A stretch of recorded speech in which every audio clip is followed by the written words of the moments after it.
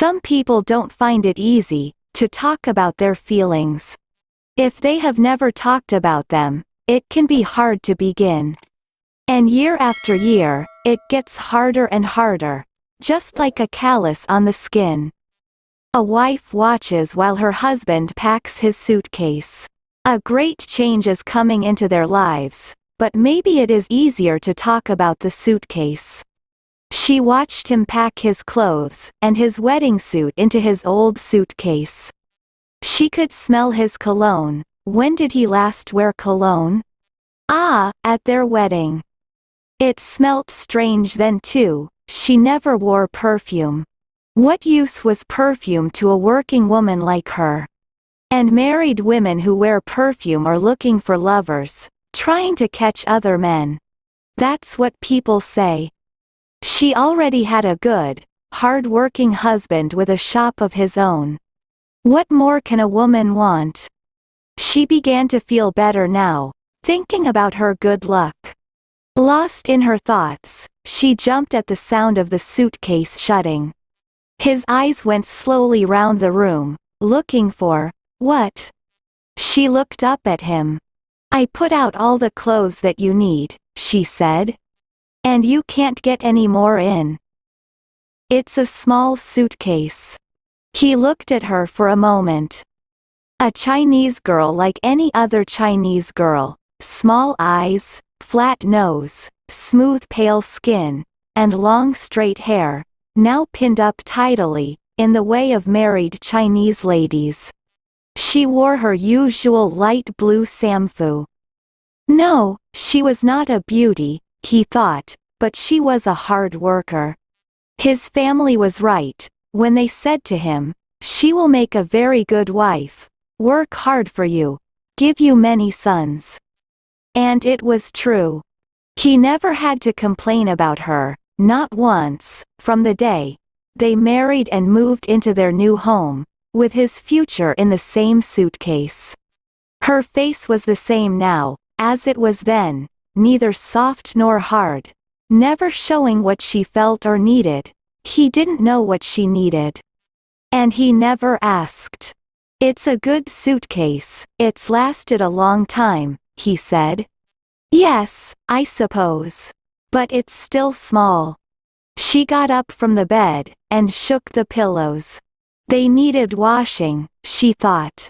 Yes, wash it away, the dust and dirt of yesterday. Their past married life together. In the future, nothing would ever be the same again. It's enough, he said. I don't have so many things to put in it. He put the suitcase on the floor, ready to go. She looked at him, still smelling his cologne. Maybe it was the cologne that was making her feel afraid. She had to talk to him, tell him about her feelings. But she was a hard-working Chinese woman, and hard-working Chinese women must not have feelings. Is she waiting for you there? She asked slowly. You mean the hotel? Yes. I suppose the ceremony starts soon? She picked up one of the pillows and took off its cover. Yes, it needed washing. She wanted to get hold of him and shake him, scream and shout, and fall on her knees in front of him, crying, "No, no, please stay, don't go. I'll be a better wife. I'll work harder. I'll work as hard as 2 wives." But she just stood there, saying nothing, doing nothing, her face showing nothing.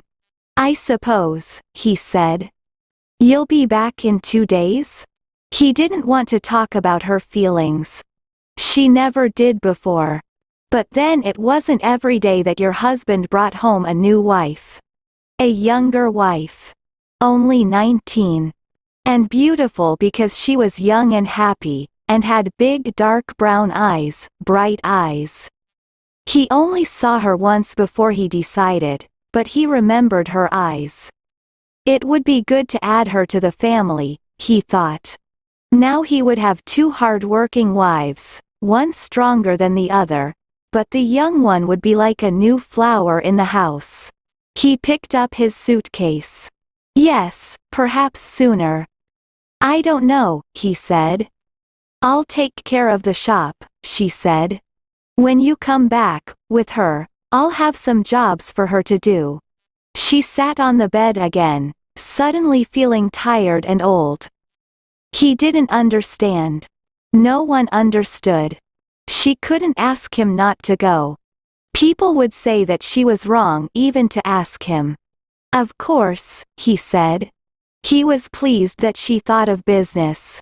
Business was important. He had many mouths to feed. He opened the door and turned to her. Today is a great day for our family. Not everyone is rich enough to have 2 wives. And there will be more sons to continue the family name. He smiled at her.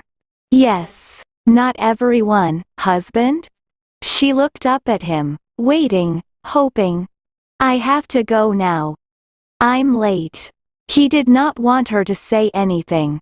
He never asked questions about her feelings because he was afraid of the answers. It was easier to pretend that she was happy all the time. Your suitcase. It's old. You need a new one. Thankfully, he turned away. No questions asked, no answers needed. Perhaps I will get a new one after all, he said. He left the room and the door closed quietly behind him.